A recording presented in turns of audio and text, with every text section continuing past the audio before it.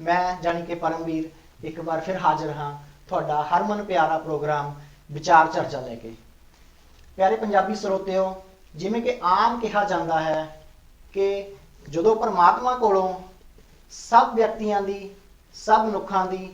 जो रखिया आप नहीं हो पाई तो उन्होंने अपने ही रूप दे विच धरती ते डॉक्टर नूं भेजिया। तां ही तां मुੱਢ ਤੋਂ डॉक्टर नूं परमात्मा का उस रब का वाहिगुरू का दूजा जो है नाम दिता गया है, दूजा रब मन्निया जाता है। दोस्तों इसे ही जिमें जानते ही हो तुसीं कि अज इस दे जो ये प्रोग्राम है, जो विचार चर्चा का प्रोग्राम है, इस प्रोग्राम के तहत असीं वख-वख मुद्दिआं नूं आप जी दे सामने पेश करते हैं, वख-वख शख्सियतां नूं तुहाडे सामने रूबरू कराते हैं तुहाडे नाल। उसे ही लड़ी तहत अज भी असीं एक विशेष शख्सियत नूं तुहाडे सामने रूबरू करवा जा रहे हैं। अज का जो मनुख है, जो अज दे मनुख की जीवन शैली है, जो अज दे मनुख का लाइफ स्टाइल है, जो दिनचर्या है अज दे जो प्राणी का जो मनुख का, उस दिनचर्या दे नाल, उस जीवन शैली दे नाल, उस लाइफ बिजी शेड्यूल लाइफ के कारण अज मनुख बेअंत बीमारियां तो वख-वख समस्यावां तो घिरिया होया है। उन्हां बीमारियां दे की कारण हैं, उन्हां किस तरह उन्हां विच बीमारियां तो असीं निजात पा सकते हैं, इन्हां सब सुझावां नूं, इन्हां सब विषयां ते गल करन लई साडे अज साडे नाल इस मंच ते साडे इस चैनल के मंच ते साडे नाल जुड़े हैं Dashmesh health care centre Ropar तो MBBS ਅਤੇ MD medicine doctor Simardeep Singh ji. Doctor Simardeep, सब तो पहला ਤੁਹਾਡਾ ਸਾਡੇ ਇਸ ਮੰਚ ਤੇ ਪਹੁੰਚਣੇ ਬਹੁਤ ਬਹੁਤ ਸਵਾਗਤ ਹੈ ਜੀ। सिमर जी, जिस तरह का अज का जो युग चल रहा है, जो अज के मनुख की जीवन शैली है, बिजी शेड्यूल है, अपना आप अपना टाइम नहीं दे पाता, तां करके किस तरह अपने जो डाइट है एक जो लेनी चाहिए है उसनों कंटिन्यू नहीं रख पाता, उसका ध्यान नहीं रख पाता, तो उसके नाल वख-वख बीमारियों का शिकार हो जाता है मनुख। तो की कहोगे इस बारे जी? देखो अजकल जिहड़ा हैल्थ सैक्टर हैगा, हर एक कोई भी बंदा अपनी हैल्थ बारे हमेशा सबनों अखीरवे सोचता है जी। साडे लोकां विच ये बहुत आम पाया जाता है कि जब तक वो बीमारी उस बंदे नूं अपने डे टू डे काम विच वक्त नहीं पाती, उदों तक पेशेंट या कोई भी होर आदमी इस चीज़ नूं नहीं जरूरी समझदा कि मैं अपना जाके चैकअप करावां या अपना इलाज करावां। इस करके ਬਿਮਾਰੀਆਂ ਅੱਜਕੱਲ जो कि घरे बह के या घੱਟ टाइम ਵਿੱਚ ਅਸੀਂ ਜਿਹਦਾ ਇਲਾਜ ਕਰ ਸਕਦੇ ਹਾਂ, ਉਹਨਾਂ ਨੂੰ ਆਪਾਂ ਵਧਣ ਦਾ ਹੋਰ ਟਾਈਮ ਦਿੰਦੇ ਹਾਂ। ਦੂਸਰਾ, ਬਹੁਤ ਸਾਰੀਆਂ ਇਹੋ ਜਿਹੀਆਂ ਮਿਥਸ ਹੈ, ਇਹੋ ਜਿਹੇ ਗਲਤ ਖਿਆਲ ਹੈ ਜਿਹਦੇ ਵਿੱਚ ਲੋਕ ਇਹ ਸੋਚਦੇ ਹੈ ਕਿ ਸ਼ਾਇਦ ਇਹ ਬਿਮਾਰੀ ਮੈਨੂੰ ਇਸ ਕਾਰਨ ਹੋ ਗਈ, ਇਹਦੇ ਵਿੱਚ ਮੇਰਾ ਕੋਈ ਨਹੀਂ ਹੈ, ਜਾਂ ਮੇਰੇ ਕੋਈ ਖਾਣ ਪੀਣ ਦਾ ਜਾਂ ਮੇਰੇ ਰਹਿਣ ਸਹਿਣ ਦਾ ਕੋਈ ਇਹਦੇ ਵਿੱਚ ਕੋਈ मतलब नहीं है, ये तो मैनू किसी होर कारण मेरे पेरेंट्स नूं सी या किसी नूं सी। बहुत सारी बीमारियां इदां दी हैगियां जिवें कि शुगर है, BP है, जिहड़ियां कि जे माँ प्यो नूं हैगियां ते अगे उन्हां दे बच्चिआं विच बहुत कॉमन है। पर अजकल जिवें कि हुण सीजन जो चल रहा है, जिवें डेंगू है, टाइफाइड है, या करोना ही तुसीं लगा लो, ਉਹਦੇ ਇਹਨਾਂ ਬਿਮਾਰੀਆਂ ਤੋਂ ਅਸੀਂ ਬਹੁਤ ਛੋਟੇ ਛੋਟੇ ਪ੍ਰੀਕਾਸ਼ਨਸ ਰੱਖ ਕੇ, ਬਹੁਤ ਛੋਟੀ ਛੋਟੀ ਚੀਜ਼ਾਂ ਦਾ ਧਿਆਨ ਰੱਖ ਕੇ ਤੇ ਆਪਾਂ ਇਹਨਾਂ ਤੋਂ ਆਪਣੇ ਆਪ ਨੂੰ ਬਚਾ ਕਰ ਸਕਦੇ ਹਾਂ। ਬਟ ਲੋਕਾਂ ਵਿੱਚ ਇਸ ਚੀਜ਼ ਬਾਰੇ ਹੈ ਜਾਗਰੂਕਤਾ ਨਹੀਂ ਹੈ ਜੀ। प्यारे पंजाबी ਸਰੋਤਿਓ, मैं ਤੁਹਾਨੂੰ ਜ਼ਰੂਰ ਦੱਸਣਾ ਚਾਹਾਂਗਾ ਕਿ ਡਾਕਟਰ ਸਿਮਰਦੀਪ ਜੋ ਕਿ ਲੰਬੇ ਸਮੇਂ ਤੋਂ ਇਸ ਮੈਡੀਸਨ ਦੇ, ਇਸ ਡਾਕਟਰੀ ਦੇ ਕਿੱਤੇ ਨਾਲ ਜੁੜੇ ਹੋਏ ਹਨ। ਇਸ ਤੋਂ ਪਹਿਲਾਂ ਉਹ IVY ਹਸਪੀਟਲ ਮੋਹਾਲੀ ਅਤੇ ਮੈਕਸ ਹਸਪੀਟਲ ਮੋਹਾਲੀ ਵਰਗੇ ਉੱਚ ਅਦਾਰਿਆਂ ਤੇ ਉਹਨਾਂ ਸੇਵਾਵਾਂ ਵਧੀਆ ਸੇਵਾਵਾਂ ਨਿਭਾ ਚੁੱਕੇ ਹਨ। ਡਾਕਟਰ ਸਿਮਰ ਜੀ, ਗੱਲ ਕਰੀਏ ਤਾਂ IVY ਅਤੇ ਮੈਕਸ ਹਸਪੀਟਲ ਵਿੱਚ ਸੇਵਾ ਨਿਭਾਉਣ ਤੋਂ ਬਾਅਦ ਕਿਸ ਤਰ੍ਹਾਂ ਖਿਆਲ ਮਨ ਵਿੱਚ ਆਇਆ ਕਿ ਆਪਣੇ ਜ਼ਿਲ੍ਹੇ ਵਿੱਚ, ਆਪਣੇ ਜ਼ਿਲ੍ਹੇ ਦੇ ਲੋਕਾਂ ਦੀ ਸੇਵਾ ਕਰਨ ਦਾ ਜੋ ਖਿਆਲ ਕਿਸ ਤਰ੍ਹਾਂ ਮਨ ਵਿੱਚ ਆਇਆ ਜੀ? ਦੇਖੋ, ਜਦੋਂ ਤੁਸੀਂ ਇੱਕ ਕਾਰਪੋਰੇਟ ਸੈਕਟਰ ਵਿੱਚ ਕੰਮ ਕਰਦੇ ਹੋ ਤੇ ਤੁਸੀਂ ਆਪਣਾ ਸੇਵਾਵਾਂ ਨੂੰ ਉਸ ਜਗ੍ਹਾ ਦੇ ਮੁਤਾਬਕ ਹੀ ਦੇ ਸਕਦੇ ਹੋ ਜੀ। ਉਹਦੇ ਵਿੱਚ ਜਿਹੜੇ ਕਈ ਲੋੜਵੰਦ ਆ, ਗਰੀਬ ਪਰਿਵਾਰ ਜਾਂ ਕਈ ਲੋਕ ਇੱਦਾਂ ਦੇ ਜਿਨ੍ਹਾਂ ਨੂੰ ਤੁਸੀਂ ਘੱਟ ਪੈਸੇ ਵਿੱਚ ਜਾਂ ਕਈ ਸੁਝਾਅ ਦੇ ਕੇ ਹੀ ਉਹਨਾਂ ਨੂੰ ਤੁਸੀਂ ਬਿਮਾਰੀਆਂ ਤੋਂ ਨਿਜਾਤ ਪਾ ਸਕਦੇ, ਉਹ ਚੀਜ਼ਾਂ ਤੁਸੀਂ ਨਹੀਂ ਕਰ ਸਕਦੇ। ਇਹਨਾਂ ਚੀਜ਼ਾਂ ਨੂੰ ਮੁੱਖ ਰੱਖਦੇ ਹੋਏ ਤੇ ਮਨੁੱਖਤਾ ਦੀ ਸੇਵਾ ਲਈ ਮੈਂ ਅੱਜ ਤੋਂ 2 ਸਾਲ ਪਹਿਲਾਂ ਆਪਣਾ ਹਸਪੀਟਲ ਸ਼ੁਰੂ ਕੀਤਾ ਸੀ ਜੀ ਜਿਹਦੇ ਵਿੱਚ ਓਪੀਡੀ ਦੇ ਨਾਲ ਆਈਪੀਡੀ ਐਡਮਿਸ਼ਨਸ ਜੀ ਉਹ ਸਾਰਾ ਕੁਝ ਤੇ ਨਾਲ ਉਹਦੇ ਅਸੀਂ ਰੈਗੂਲਰ ਕੈਂਪਸ ਜਿਹਦੇ ਵਿੱਚ ਅਸੀਂ ਫ੍ਰੀ ਸੇਵਾਵਾਂ ਜੀ ਫ੍ਰੀ ਲੋਕਾਂ ਨੂੰ ਚੈੱਕਅਪ ਕਰਦੇ ਸੀ ਜੀ ਤੇ ਨਾਲ ਘੱਟ ਰੇਟਾਂ ਤੇ ਜਾਂ ਆਲਮੋਸਟ ਫ੍ਰੀ ਜੀ ਟੈਸਟ ਤੇ ਫ੍ਰੀ ਦਵਾਈਆਂ ਜੀ। ਉਹਦੇ ਵਿੱਚ ਅਸੀਂ ਨਾਲ ਦਿੰਦੇ ਸੀ ਜੀ ਤੇ ਪਰ ਹੁਣ ਕਰੋਨਾ ਕਾਰਨ ਥੋੜਾ ਜਿਹਾ ਉਸ ਚੀਜ਼ ਨੂੰ ਕੀਤਾ ਪਰ ਅਸੀਂ ਇਸ ਚੀਜ਼ ਨੂੰ ਅੱਗੇ ਰੱਖਦੇ ਹੋਏ ਆਪਣੇ ਹਸਪੀਟਲ ਵਿੱਚ ਅੱਜ ਵੀ ਜੀ ਅਸੀਂ ਇਸ ਚੀਜ਼ ਨੂੰ ਜਾਰੀ ਰੱਖਿਆ ਹੈ। ਕੋਈ ਵੀ ਲੋੜਵੰਦ ਇਨਸਾਨ ਜਿਹਨੂੰ ਕੋਈ ਦਵਾਈ ਦੀ ਲੋੜ ਹੈ, ਕੋਈ ਟੈਸਟ ਦੀ ਲੋੜ ਹੈ, ਜੀ ਉਹਨੂੰ ਅਸੀਂ ਉਹ ਸੇਵਾ ਮੁਫਤ ਮੁਹੱਈਆ ਕਰਵਾਉਂਦੇ ਹਾਂ। ਜੀ ਜੀ ਨਾਲ ਹੀ ਅਸੀਂ ਹੁਣ ਆਪਣੇ ਹਸਪੀਟਲ ਵਿੱਚ ਆਯੁਸ਼ਮਾਨ ਭਾਰਤ ਜੀ ਜਾਂ ਸਰਬਤ ਸਿਹਤ ਬੀਮਾ ਯੋਜਨਾ ਜਿਹਨੂੰ ਕਿਹਾ ਜਾਂਦਾ ਜੀ ਹੈ, ਜੀ ਜੀ ਜਿਹਦੇ ਥੱਲੇ ਲੋੜੀਂਦਾ ਪਰਿਵਾਰ ਜਿਹੜੇ ਜੀ 5 ਲੱਖ ਤੱਕ ਦਾ ਮੁਫਤ ਇਲਾਜ ਪਾ ਸਕਦੇ ਹਨ। ਜੀ ਜਿਵੇਂ ਕਿ ਮੈਂ ਐਮਡੀ ਮੈਡੀਸਨ ਹੈ ਤੇ ਮੇਰੇ ਕੋਲ ਮੈਡੀਸਨ ਵਿਭਾਗ ਵਿੱਚ ਸਰੀਰ ਦੀ ਸਾਰੀ ਬਿਮਾਰੀਆਂ ਜੀ ਉਸ ਜਿਹੜੀ ਸਕੀਮ ਹੈ ਉਹਦੇ ਥੱਲੇ ਕਵਰਡ ਹਨ, ਜਿਹਦੇ ਵਿੱਚ ਪੇਸ਼ੈਂਟ ਦਾ ਫ੍ਰੀ ਇਲਾਜ, ਜੀ ਫ੍ਰੀ ਮੈਡੀਸਨਸ ਜੀ ਤੇ ਨਾਲ ਰਹਿਣਾ ਵੀ ਸਾਰਾ ਬਿਲਕੁਲ ਫ੍ਰੀ ਹੈ। ਪਲੱਸ ਜਦੋਂ ਛੁੱਟੀ ਹੋ ਕੇ ਪੇਸ਼ੈਂਟ ਘਰੇ ਜਾਣਾ ਤਾਂ ਉਹਨੂੰ ਕਰ ਲਈ ਵੀ ਦਵਾਈ ਨਾਲ ਜੀ ਫ੍ਰੀ ਦਿੱਤੀ ਜਾਂਦੀ ਹੈ। ਜੀ, ਜੀ। ਇਹਦੇ ਨਾਲ ਹੀ ਅਸੀਂ ਸਾਡੇ ਕੋਲ ਡਾਇਲਸਿਸ ਦੀ ਸੁਵਿਧਾ ਵੀ ਉਪਲਬਧ ਹੈ, ਜਿਹੜੀ 24 ਘੰਟੇ ਅਸੀਂ 5 ਡਾਇਲਸਿਸ ਦੀਆਂ ਮਸ਼ੀਨ ਸਾਡੇ ਕੋਲ ਹੈਗੀਆਂ, ਜੀ ਜੀ ਉਹ ਵੀ ਇਸੇ ਸੇਵਾ ਥੱਲੇ ਹੀ, ਇਸੇ ਸਕੀਮ ਥੱਲੇ ਹੀ ਫ੍ਰੀ ਜੀ ਜੀ ਜੀ ਲੋਕਾਂ ਨੂੰ ਦਿੱਤੀ ਜਾਂਦੀ डॉक्टर ਹੈ। साहब आयुष्मान जो ਸਰਬੱਤ ਭਲਾ ਜੋ ਯੋਜਨਾ ਹੈ ਆਯੁਸ਼ਮਾਨ ਦੀ ਯੋਜਨਾ ਜੋ ਭਾਰਤ ਸਰਕਾਰ ਵੱਲੋਂ ਲਾਗੂ ਕੀਤੀ ਗਈ ਹੈ, ਚਲਾਈ ਗਈ ਹੈ, क्या क्या प्रावधान है इस दे अंदर, मतलब वो जो पैसा जो एक निश्चित अमाउंट है जो रखा जाता है वो किस किस कंडीशन दे विच और कदों तक जो जिस जो कार्ड धारक है जो पुरानी वो किस कंडीशन दे विच कदों तक उस पैसे ਨੂੰ यूज कर सकता है? ਦੇਖੋ ਇਹਦੇ ਵਿੱਚ ਸਭ ਤੋਂ ਵਧੀਆ ਸਕੀਮ ਦਾ ਇਹ ਹੈ ਕਿ ਕੋਈ ਵੀ ਬੰਦਾ ਜਿੰਨੇ ਭਾਵੇਂ ਪਹਿਲਾਂ ਕਾਰਡ ਬਣਾਇਆ ਹੋਏ ਜੀ। ਭਾਵੇਂ ਉਹਦਾ ਨਵਾਂ ਬਣਿਆ ਹੋਏ, ਜੀ। ਇਹ ਸਕੀਮ ਉਸੇ ਵੇਲੇ ਨਾਲੋਂ ਨਾਲ ਜੀ ਸ਼ੁਰੂ ਹੋ ਜਾਂਦੀ ਹੈ। ਜੀ। ਪਹਿਲੀ ਚੀਜ਼ ਤੇ ਜੀ ਦੂਸਰਾ, ਜਿਹੜਾ ਵੀ ਬੰਦਾ ਜਿਹੜਾ ਇਸ ਥੱਲੇ ਸਕੀਮ ਥੱਲੇ ਕਵਰਡ ਹੈ, ਜੀ ਉਹ ਜਿੰਨੀ ਵਾਰ ਮਰਜ਼ੀ ਇਸ ਦੀ ਸੇਵਾ ਜੀ। ਇਹਦੇ ਥੱਲੇ ਆਪਣਾ ਇਲਾਜ ਕਰਵਾ ਸਕਦਾ ਹੈ। ਜੀ। ਸਿਰਫ ਇਹ ਹੈ ਕਿ ਉਹਦੇ ਵਿੱਚ ਪੇਸ਼ੈਂਟ ਨੂੰ ਹਸਪੀਟਲ ਆ ਕੇ ਐਡਮਿਟ ਹੋਣਾ ਪਏਗਾ। ਜੀ ਉਹਦੇ ਬਾਅਦ ਜੋ ਵੀ ਉਹਦੇ ਟੈਸਟ ਹੈਗੇ ਆ, ਚਾਹੇ ਉਹ ਬਲੱਡ ਟੈਸਟ ਹੈ, ਚਾਹੇ ਉਹ ਸੀਟੀ ਹੈ, ਚਾਹੇ ਐਮਆਰਆਈ ਹੈ, ਜੀ ਜੀ ਚਾਹੇ ਉਹ ਡਾਇਲਸਿਸ ਹੈ, ਜੀ ਜੋ ਸਾਡੇ ਹਸਪੀਟਲ ਵਿੱਚ ਉਪਲਬਧ ਹੈ, ਜੀ। ਉਹ ਸਾਰਿਆਂ ਨੂੰ ਅਸੀਂ ਇਹਦੇ ਵਿੱਚ ਮੁਫਤ ਬਿਲਕੁਲ ਫ੍ਰੀ ਆਫ ਕਾਸਟ ਕਰਦੇ ਹਾਂ। ਜੀ ਜੀ ਜੀ ਠੀਕ ਹੈ। ਤੇ ਉਸ ਤੋਂ ਬਾਅਦ ਵੀ ਪੇਸ਼ੈਂਟ ਜੇ ਫਾਲੋਅਪ ਵਿੱਚ ਆਂਦਾ ਹੈ ਤਾਂ ਉਹਨੂੰ ਲੱਗਦਾ ਹੈ ਕਿ ਮੈਂ ਅਜੇ ਠੀਕ ਨਹੀਂ ਹੈ, ਜੀ ਤੇ ਫਿਰ ਉਸ ਸਕੀਮ ਥੱਲੇ ਉਹ ਜੀ ਆਪਣੇ ਆਪ ਨੂੰ ਜੀ ਐਡਮਿਟ ਕਰਵਾ ਕੇ ਸਾਰਾ ਇਲਾਜ ਫ੍ਰੀ ਕਰਵਾ ਸਕਦਾ ਹੈ। ਇਹਦੇ ਵਿੱਚ ਕੋਈ ਉਹ ਨਹੀਂ ਹੈ ਕਿ ਜਿੰਨੀ ਵਾਰ ਮਰਜ਼ੀ ਆਦਮੀ ਜੀ ਜਿਹੜਾ ਕਾਰਡ ਹੋਲਡਰ ਹੈ ਉਹ 1 ਸਾਲ ਵਿੱਚ ਉਹਨੂੰ 5 ਲੱਖ ਦੀ ਰਾਸ਼ੀ ਮਿਲਦੀ ਹੈ, ਜਿਹੜੀ ਕਿ ਹਰ ਸਾਲ ਮੁੱਕਣ ਤੋਂ ਬਾਅਦ ਵਾਪਸ ਫਿਰ 5 ਲੱਖ ਹੋ ਜਾਂਦੀ ਉਹ ਰੀਨਿਊ ਹੋ ਜਾਂਦੀ ਹੈ ਜੀ। ਹਾਂ, ਤੇ ਇਹਦੇ ਵਿੱਚ ਜਿਹੜਾ ਕਾਰਡ ਧਾਰਕ ਹੈ ਉਹਦੇ ਕੋਲ ਕੋਈ ਪੈਸਾ ਨਹੀਂ ਲਿੱਤਾ ਜਾਂਦਾ, ਜੀ ਇਹ ਸਰਕਾਰ ਵੱਲੋਂ ਬਿਲਕੁਲ ਫ੍ਰੀ ਦਿੱਤੀ ਜਾਂਦੀ ਜੀ ਹੈ। ਜੀ ਜੋ ਟੈਸਟਾਂ ਦੀ ਗੱਲ ਕਰੀਏ ਜੋ ਕਿ ਵੱਖ-ਵੱਖ ਤਰ੍ਹਾਂ ਦੇ ਟੈਸਟ ਹਨ ਉਹ ਵੀ ਇਹਦੇ ਆਯੁਸ਼ਮਾਨ ਜੋ ਯੋਜਨਾ ਹੈ ਉਹਦੇ ਅੰਡਰ ਆਉਂਦੇ ਆ ਜੀ, ਹਾਂਜੀ। ਜੋ ਤੁਹਾਡੇ ਹਸਪੀਟਲ ਵੱਲੋਂ ਕੀਤੇ ਸਾਰੇ ਜਾਂਦੇ ਆ ਟੈਸਟ, ਬਲੱਡ ਟੈਸਟ ਸਾਰੇ ਫ੍ਰੀ ਹੈਗੇ ਜੀ ਜੀ ਜੀ ਬਲੱਡ ਟੈਸਟ ਹੋ ਗਏ, ਐਕਸ-ਰੇ ਹੋ ਗਿਆ, ਅਲਟਰਾਸਾਊਂਡ ਹੋ ਗਿਆ, ਜੀ ਐਮਆਰਆਈ, ਸੀਟੀ, ਉਹ ਸਾਰੇ ਟੈਸਟ ਦੇ ਥੱਲੇ ਫ੍ਰੀ ਕੀਤੇ ਜਾਂਦੇ ਜੀ ਜੀ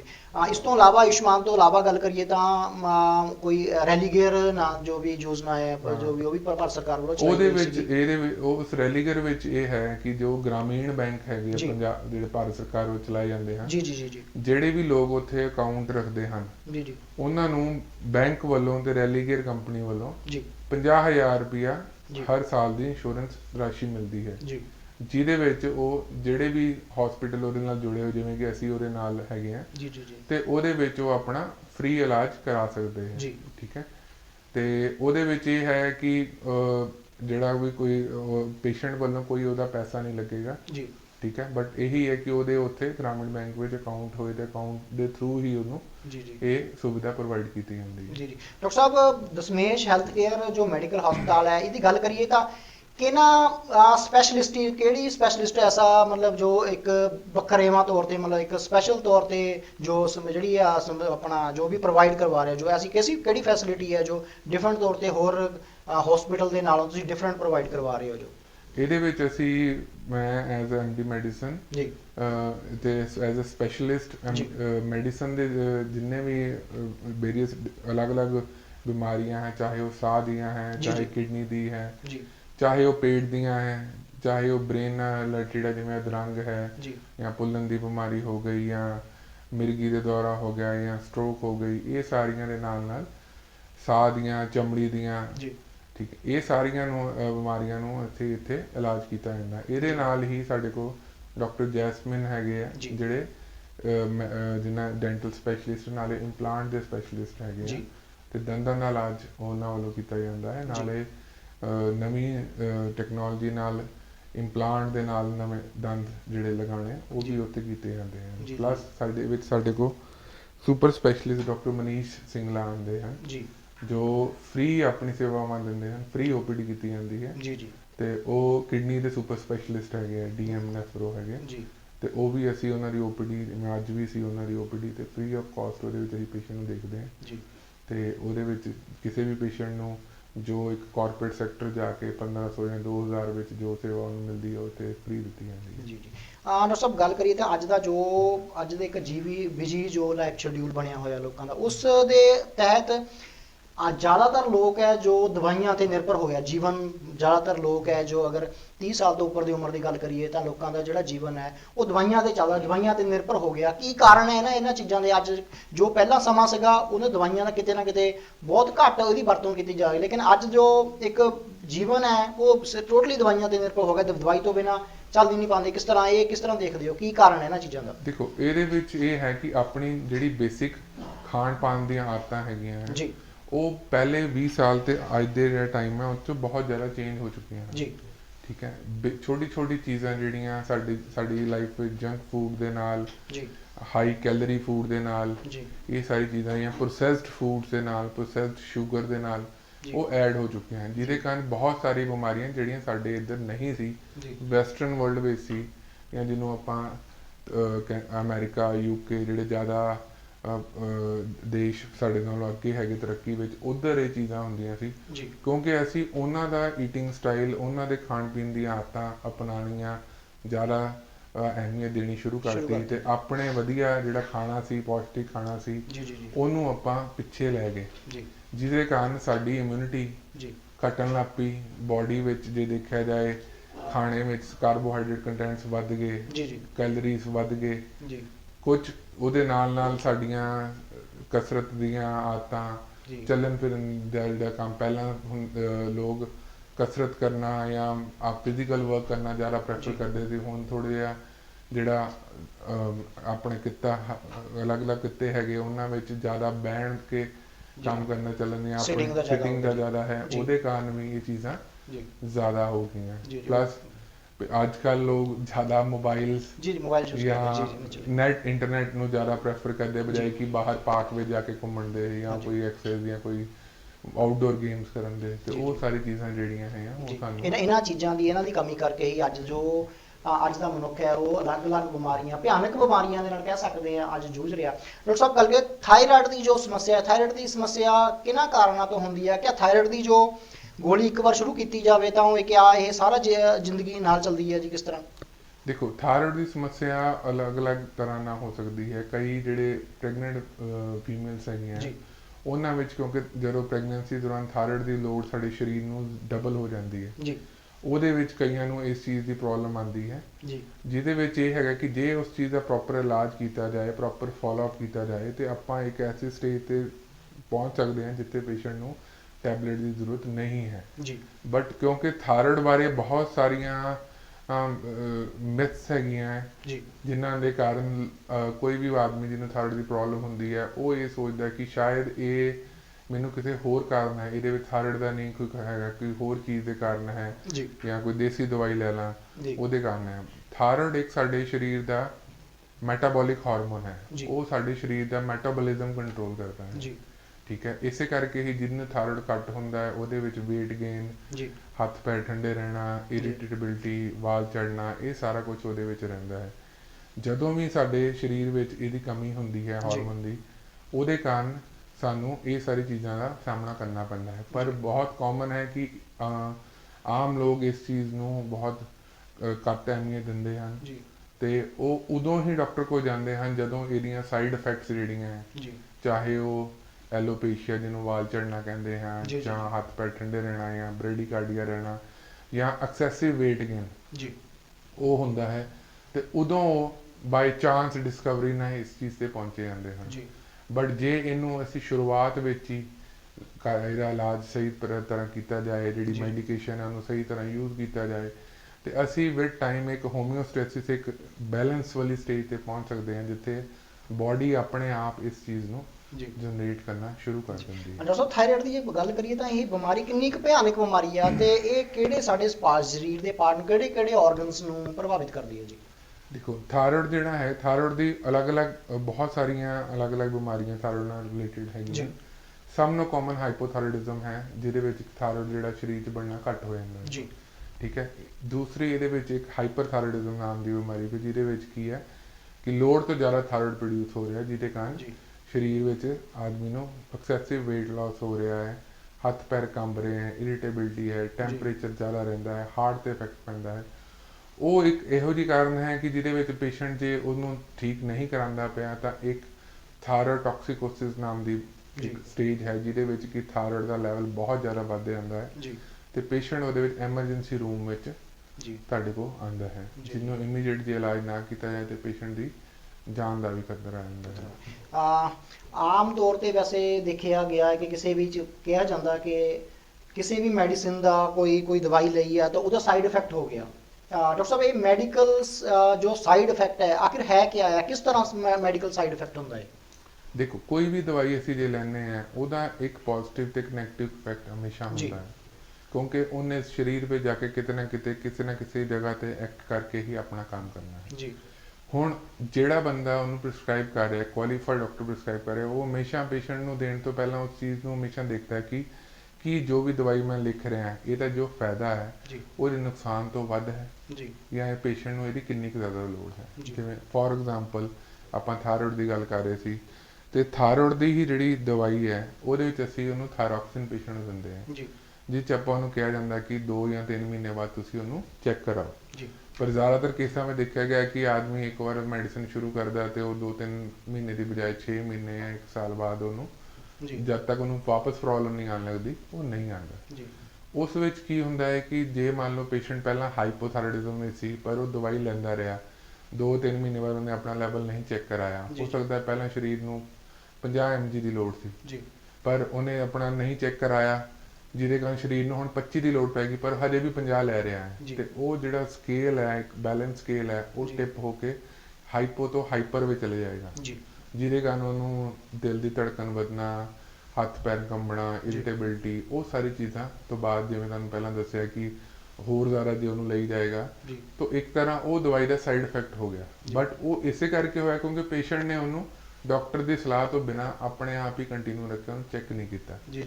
ਤਾਂ ਹਰ ਇੱਕ ਦਵਾਈ ਦੇ ਕੋਈ ਵੀ ਜੇ ਉਹਦਾ ਇੱਕ ਗੁੱਡ ਇਫੈਕਟ ਹੈ ਤਾਂ ਉਹਦੇ ਨਾਲ ਕੋਈ ਨਾ ਕੋਈ ਸਾਈਡ ਇਫੈਕਟ ਨਾਲ ਜ਼ਰੂਰ ਹੈ। ਇਸੇ ਕਰਕੇ ਉਹਦਾ ਜਿਹੜਾ ਪ੍ਰਪੋਰਸ਼ਨ,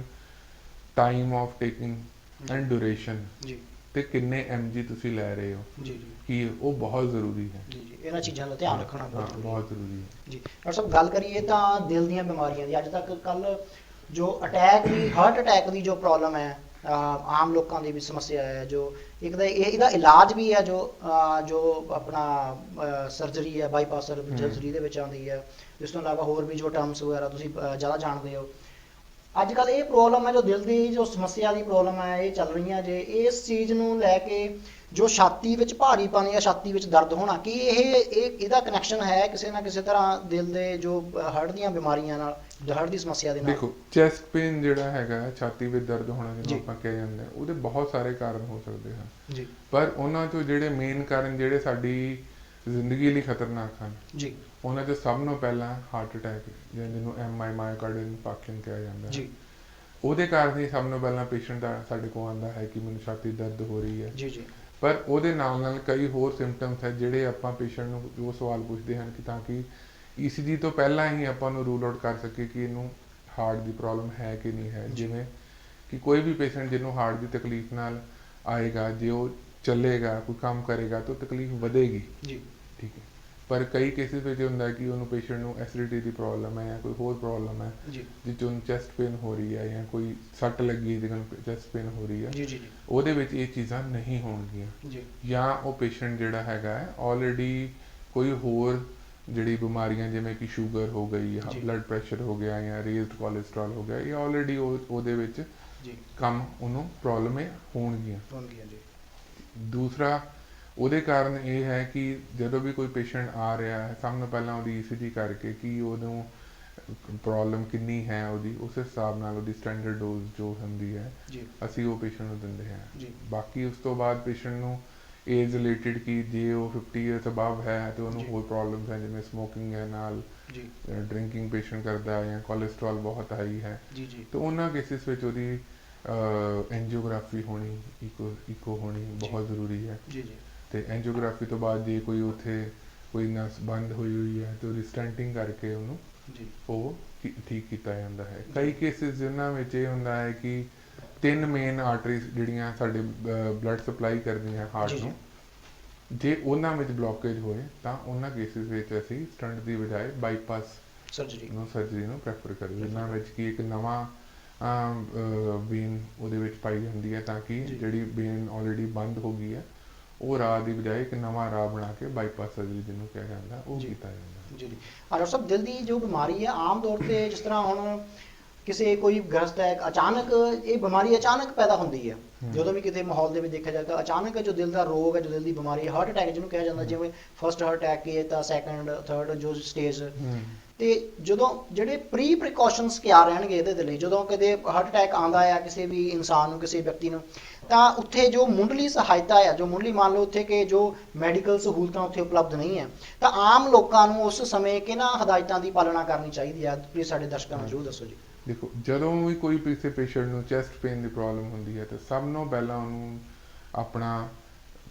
ਜਿਹੜਾ ਨੇੜੇ ਦਾ, ਸਭ ਤੋਂ ਨੇੜੇ ਕੋਈ ਵੀ ਹਸਪੀਟਲ ਜਾਂ ਉਹ ਹੈ ਉਧਰ ਨੂੰ, ਉਹ ਬਜਾਏ ਕਿ ਸਮਾਂ ਵੇਸਟ ਵੀ ਕਰਦਿਆਂ ਹੋਏ ਉਧਰ ਨੂੰ ਜਾਣਾ ਚਾਹੀਦਾ ਹੈ। ਦੂਸਰਾ ਸਭ ਤੋਂ ਜ਼ਰੂਰੀ ਇਹ ਹੈ ਕਿ ਪੇਸ਼ੈਂਟ ਨੂੰ ਕੋਈ ਵੀ ਹੋਰ ਚੈਸਟ ਪੇਨ ਜਾਂ ਕੋਈ ਹੋਰ ਚੀਜ਼ ਜੇ ਪੇਸ਼ੈਂਟ ਨੂੰ ਨਾਲ ਹੈਗੀ ਹੈ ਤੇ ਉਹਦੀ ਬਜਾਏ ਉਹਨੂੰ ਮੈਡੀਕੇਸ਼ਨ ਵਾਲੇ ਪਾਸੇ, ਕਿਉਂਕਿ ਇਹਦੇ ਵਿੱਚ ਜਦ ਤੱਕ ਤੁਸੀਂ ਉਹਨੂੰ ਰੂਲ ਆਊਟ ਨਹੀਂ ਕਰਦੇ ਕਿ ਇਹ ਕਾਰਡਿਕ ਕਾਜ਼ ਹੈ ਕਿ ਨਹੀਂ ਹੈ, ਬਹੁਤ ਸਾਰੇ ਕੇਸਿਸ ਇਦਾਂ ਦੇ ਜਿਨ੍ਹਾਂ ਵਿੱਚ ਕਾਰਡਿਕ ਕਾਜ਼ ਨਹੀਂ ਹੁੰਦਾ,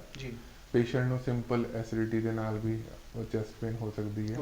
ਠੀਕ ਹੈ, ਉਹ ਕੇਸਿਸ ਜਿਨ੍ਹਾਂ ਵਿੱਚ ਆਲਰੇਡੀ ਪੇਸ਼ੈਂਟ ਡੇਂਜਰ ਸਾਈਨਸ ਉਹਨੂੰ ਆਲਰੇਡੀ ਹੈਗੇ ਹੈ, ਜਾਂ ਕਈ ਬਿਮਾਰੀਆਂ ਜਿਹੜੀਆਂ ਆਲਰੇਡੀ ਇਹਦੇ ਵਿੱਚ ਐਡ ਕਰਦੀਆਂ ਹਨ, ਜਿਵੇਂ ਕਿ ਪੇਸ਼ੈਂਟ ਜੇ ਸਮੋਕਰ ਹੈ,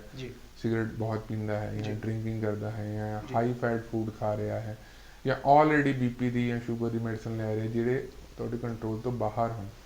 ਤਾਂ ਉਹਨਾਂ ਵਿੱਚ ਵੀ ਪੇਸ਼ੈਂਟ ਨੂੰ ਇਸ ਚੀਜ਼ ਦਾ ਧਿਆਨ ਰੱਖਣਾ ਚਾਹੀਦਾ ਹੈ ਕਿ ਜੇ ਕਦੀ ਵੀ ਉਹਨੂੰ ਚਲਦੇ ਹੋਏ ਸਾਹ ਚੜ੍ਹ ਰਿਹਾ ਹੈ, ਗੱਲ ਕਰਦਿਆਂ ਸਾਹ ਚੜ੍ਹ ਰਿਹਾ ਹੈ, ਜਾਂ ਬੈੱਡ 'ਤੇ ਲੰਮੇ ਪੈ ਕੇ ਉਹਨੂੰ ਸਾਹ ਦੀ ਪ੍ਰੋਬਲਮ ਆ ਰਹੀ ਹੈ, ਗੱਲ ਨਹੀਂ ਹੋ ਪਾ ਰਹੀ, ਤਾਂ ਉਹਨੂੰ ਆਪਣੇ ਨੇੜੇ ਦੇ ਸਪੈਸ਼ਲਿਸਟ ਕੋਲ ਜਾ ਕੇ ਇਸ ਚੀਜ਼ ਨੂੰ ਸੁਝਾਅ ਲੈਣਾ ਚਾਹੀਦਾ। ਡਾਕਟਰ ਸਾਹਿਬ, ਦਿਲ ਦੀ ਬਿਮਾਰੀ ਜੋ ਮਰੀਜ਼ ਹੈ, ਦਿਲ ਦਾ ਮਰੀਜ਼ ਹੈ, ਜੋ ਉਹਨੂੰ ਉਹਦੇ ਖਾਣ ਪਾਣ ਲਈ ਕੀ ਸੁਝਾਅ ਦਿਓ ਕਿ ਕਿਸ ਕੀ ਚੀਜ਼ ਖਾਣੀ ਚਾਹੀਦੀ ਹੈ ਜਾਂ ਕੀ ਚੀਜ਼ ਨਹੀਂ ਖਾਣੀ ਚਾਹੀਦੀ, ਕੀ ਸੁਝਾਅ ਦਿਓਗੇ ਇਸ ਬਾਰੇ? ਦਿਲ ਦੀ ਬਿਮਾਰੀ ਲਈ ਸਭ ਤੋਂ ਜ਼ਰੂਰੀ ਹੈ ਕਿ ਪੇਸ਼ੈਂਟ ਆਪਣਾ ਕੋਲੇਸਟ੍ਰੋਲ ਲੈਵਲ ਮੇਨਟੇਨ ਕਰਕੇ ਰੱਖੇ। ਇਹਦੇ ਵਿੱਚ ਸਭ ਤੋਂ ਪਹਿਲਾਂ ਤੇ ਅਸੀਂ ਗੁੱਡ ਕੋਲੇਸਟ੍ਰੋਲ ਨੂੰ ਪ੍ਰੈਫਰ ਕਰਦੇ ਹਾਂ ਕਿ ਪੇਸ਼ੈਂਟ ਆਪਣੇ ਖਾਣੇ 'ਚ ਗੁੱਡ ਕੋਲੇਸਟ੍ਰੋਲ ਫਿਸ਼ ਵਿੱਚ ਹੈ,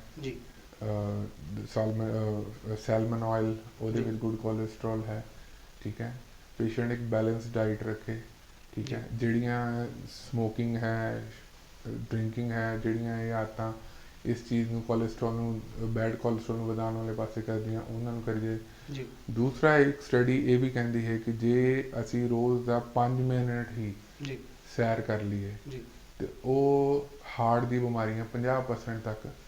ਘੱਟ ਹੋ ਸਕਦੀਆਂ ਹਨ। ਪਰ ਸਾਡੇ ਅੱਜ ਕੱਲ੍ਹ ਦੇ ਲਾਈਫ ਸਟਾਈਲ ਵਿੱਚ ਇਸ ਚੀਜ਼ ਨੂੰ ਉਲਟਾ ਲਿਆ ਜਾਂਦਾ ਹੈ। ਠੀਕ ਹੈ, ਤੇ ਉਹਦੇ ਵਿੱਚ ਜ਼ਿਆਦਾਤਰ ਲੋਕਾਂ ਨੂੰ ਇਹ ਲੱਗਦਾ ਹੈ ਕਿ ਮੈਂ ਜਦ ਤੱਕ ਪ੍ਰੋਪਰ ਪੂਰੀ ਸੈਰ ਨਹੀਂ ਕਰ ਪਾਉਂਦਾ ਜਾਂ ਪ੍ਰੋਪਰ ਪੂਰਾ ਨਹੀਂ ਕਰ ਪਾਉਂਦਾ ਤੇ ਮੈਨੂੰ ਕੋਈ ਲੋੜ ਨਹੀਂ ਹੈ। ਬਟ ਇਹ ਛੋਟੀ ਛੋਟੀ ਚੀਜ਼ਾਂ ਜੇ ਅਸੀਂ ਖਾਣੇ ਵਿੱਚ ਆਪਣੇ ਰੱਖੀਏ, ਛੋਟੀ ਛੋਟੀ ਚੀਜ਼ਾਂ ਧਿਆਨ ਰੱਖੀਏ, ਜਿਵੇਂ ਕਿ ਤੁਸੀਂ ਜੇ ਤੁਹਾਨੂੰ BP ਦੀ ਪ੍ਰੋਬਲਮ ਹੈ ਤੇ ਤੁਸੀਂ ਆਪਣੇ ਨਮਕ ਦੀ ਇਨਟੇਕ ਹੀ ਘੱਟ ਕਰ ਲਓ। ਆਪਣੇ ਤੇਲ ਜੋ ਤੁਸੀਂ ਲੈ ਰਹੇ ਹੋ ਉਹ ਤੁਸੀਂ ਉਹ ਵਾਲਾ ਆਇਲ ਯੂਜ਼ ਕਰੋ ਜਿਹਦੇ ਵਿੱਚ ਗੁੱਡ ਕੋਲੇਸਟ੍ਰੋਲ ਜ਼ਿਆਦਾ, ਜਿਵੇਂ ਓਲਿਵ ਆਇਲ ਹੈ, ਖਾਣੇ ਵਿੱਚ ਉਹ ਯੂਜ਼ ਕਰੋ, ਤੇ ਉਹਦੇ ਨਾਲ ਤੁਹਾਨੂੰ ਆਪ ਹੀ ਅੱਗੇ ਜਾਂ ਵੱਧ ਕੇ ਹਾਰਟ ਦੀ ਬਿਮਾਰੀਆਂ ਜਾਂ ਹੋਰ ਬਿਮਾਰੀਆਂ ਵਾਲੇ ਪਾਸੇ ਨਹੀਂ ਜਾਣ, ਉਹ ਘੱਟ ਹੋ ਜਾਊ। ਨਾਲ ਫਿਜ਼ੀਕਲ ਐਕਟੀਵਿਟੀ ਆਪਣੀ ਉਨੀ ਰੱਖੋ ਤੇ ਉਹ ਬਿਮਾਰੀਆਂ ਜਿਹੜੀਆਂ ਹੈ ਉਹਦੇ ਵਿੱਚ ਨਾਲੋਂ ਨਾਲ ਜੇ ਥੋੜ੍ਹੇ ਬਹੁਤ ਇਹ ਚੇਂਜਸ ਰੱਖੋਗੇ ਤੇ ਆਪਣੀ ਜਿਹੜੀ ਹਾਈਪਰਟੈਂਸ਼ਨ ਦੀ ਪ੍ਰੋਬਲਮ ਹੈ, BP ਦੀ ਪ੍ਰੋਬਲਮ ਹੈ, ਉਹਦੇ ਵਿੱਚ ਵੀ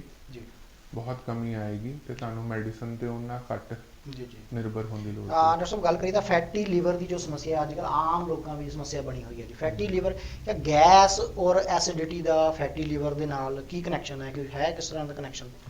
ਦੇਖੋ, ਲਿਵਰ ਇੱਕ ਤਰ੍ਹਾਂ ਸਾਡੀ ਬਾਡੀ ਦਾ ਪ੍ਰੋਸੈਸਿੰਗ ਯੂਨਿਟ ਹੈ। ਜੀ ਅਸੀਂ ਕੁਝ ਵੀ ਖਾਂਦੇ ਹਾਂ, ਚਾਹੇ ਉਹ ਦਵਾਈ ਹੈ ਚਾਹੇ ਉਹ ਖਾਣਾ ਹੈ, ਜੀ ਸਾਡਾ ਲਿਵਰ ਉਹਨੂੰ ਪ੍ਰੋਸੈਸ ਕਰਦਾ ਹੈ, ਅਲੱਗ-ਅਲੱਗ ਇੰਜ਼ਾਈਮਸ ਬਣਾਉਂਦਾ ਹੈ ਜਿਹੜਾ ਪੇਟ 'ਚ ਜਾ ਕੇ ਉਹ ਖਾਣੇ ਨੂੰ ਪਚਾਉਂਦੇ ਹਨ ਜੀ, ਤਾਂ ਜੀ। ਕਿ ਆਂਤੜਿਆਂ ਥਾਣੀ ਉਹ ਖਾਣਾ ਸਾਡੇ ਸਰੀਰ ਖੂਨ ਵਿੱਚ ਚਲਦੀ ਸਰੀਰ ਚਲੇ ਜਾਏ। ਜੀ ਜੀ ਜੀ ਫੈਟੀ ਲਿਵਰ ਅੱਜ ਕੱਲ੍ਹ ਸਾਡੇ ਨਾਲ ਜ਼ਿਆਦਾ ਇਸ ਕਰਕੇ ਕਾਮਨ ਕਿਉਂਕਿ ਸਾਡੇ ਖਾਣੇ ਵਿੱਚ ਕਾਰਬੋਹਾਈਡਰੇਟ ਕੰਟੈਂਟ, ਫੈਟ ਕੰਟੈਂਟ ਬਹੁਤ ਜ਼ਿਆਦਾ ਹੈ ਜੀ ਜੀ ਜੋ ਬਾਡੀ ਪ੍ਰੋਸੈਸ ਨਹੀਂ ਕਰ ਪਾਉਂਦੀ, ਜੀ ਜਿਹਦੇ ਕਾਰਨ ਇਹ ਹੁੰਦਾ ਹੈ ਕਿ ਐਕਸੈਸ ਜਿਹੜਾ ਫੈਟ ਹੈ ਉਹ ਬਾਡੀ ਵਿੱਚ ਜਮ੍ਹਾਂ ਹੋਣਾ ਸ਼ੁਰੂ ਹੋ ਜਾਂਦਾ ਹੈ। ਜਿਵੇਂ ਜੀ। ਲਿਵਰ ਕੋਈ ਵੀ ਆਪਾਂ ਖਾਣਾ ਖਾਂਦੇ ਹਾਂ ਉਹਨੂੰ ਤੋੜ ਕੇ ਗਲੂਕੋਜ਼ ਬਣਾਉਂਦਾ ਹੈ। ਜਦੋਂ ਗਲੂਕੋਜ਼ ਜਿੰਨਾ ਸਰੀਰ ਨੂੰ ਚਾਹੀਦਾ ਉਹ ਯੂਜ਼ ਹੋ ਜਾਂਦਾ ਹੈ, ਉਸ ਤੋਂ ਬਾਅਦ ਲਿਵਰ ਬਾਕੀ ਦਾ ਜੋ ਬਚਿਆ ਹੋਇਆ ਗਲੂਕੋਜ਼ ਹੈ ਜੀ ਉਹਨੂੰ ਗਲਾਈਕੋਜਨ 'ਚ ਕਰਕੇ ਫੈਟ ਵਿੱਚ ਕਨਵਰਟ ਕਰਨਾ, ਜਿਹੜਾ ਸਾਡੇ ਲਿਵਰ ਵਿੱਚ ਜਮ੍ਹਾਂ ਹੋਣ ਲੱਗ ਪੈਂਦਾ ਹੈ। ਇਸ ਚੀਜ਼ ਇਹ ਦੋ ਤਰ੍ਹਾਂ ਦਾ ਜ਼ਿਆਦਾਤਰ ਕਾਮਨ ਹੁੰਦਾ ਹੈ। ਇੱਕ ਉਹਨਾਂ ਲੋਕਾਂ ਵਿੱਚ ਜਿਹੜੇ ਬਹੁਤ ਲੰਮੇ ਟਾਈਮ ਤੋਂ ਸ਼ਰਾਬ ਦਾ ਸੇਵਨ ਕਰ ਰਹੇ ਹਨ, ਜੀ ਜੀ ਅਲਕੋਹਲਿਕ ਲਿਵਰ ਡਿਜ਼ੀਜ਼ ਕਿਹਾ ਜਾਂਦਾ ਹੈ, ਤਾਂ ਜੀ। ਕਿ ਉਹਦੇ ਵਿੱਚ ਸ਼ਰਾਬ ਜ਼ਿਆਦਾ ਪੀਣ ਕਾਰਨ ਲਿਵਰ ਦੇ ਸੈਲਸ ਖਰਾਬ ਹੋਣੇ ਸ਼ੁਰੂ ਹੋ ਜਾਂਦੇ ਹਨ, ਜੀ। ਸਿਰੋਸਿਸ ਹੋਣਾ ਸ਼ੁਰੂ ਹੋ ਜਾਂਦਾ ਹੈ। ਜੀ ਦੂਸਰਾ ਅੱਜ ਕੱਲ੍ਹ ਜਿਹਦਾ ਬਹੁਤ ਵੱਡਾ ਚਲਨ ਹੈ ਉਹ ਹੈ NFLD, non alcoholic fatty liver disease, ਜੀ ਜਿਹਦੇ ਵਿੱਚ ਕਿ ਪੇਸ਼ੈਂਟ ਨਾਨ ਅਲਕੋਹਲਿਕ ਹੁੰਦੇ, ਉਹ ਸ਼ਰਾਬ ਨਹੀਂ ਪੀਂਦੇ ਹੁੰਦੇ, ਜੀ। ਬਟ ਉਹਨਾਂ ਦੇ ਖਾਣ ਪੀਣ ਦੇ ਜਿਹੜੀਆਂ ਆਦਤਾਂ ਹੈਗੀਆਂ ਜੀ ਜੀ ਉਹ ਇੱਦਾਂ ਦੀਆਂ ਹੁੰਦੀਆਂ ਹਨ ਕਿ ਉਹ 'ਚ ਬਹੁਤ ਜ਼ਿਆਦਾ ਤਲਿਆ ਹੋਇਆ ਖਾਣਾ ਜੀ ਜਾਂ ਬਹੁਤ ਹੈਵੀ ਖਾਣਾ ਇਨਕਲੂਡ ਹੁੰਦਾ ਹੈ, ਕੋਈ ਫਿਜ਼ੀਕਲ ਐਕਟੀਵਿਟੀ ਨਹੀਂ ਹੁੰਦੀ, ਉਹਦੇ ਵਿੱਚ ਵੀ ਫੈਟੀ ਲਿਵਰ ਹੋਣਾ ਸ਼ੁਰੂ ਹੋ ਜਾਂਦਾ ਹੈ। ਜੀ। ਇਹ ਜਦੋਂ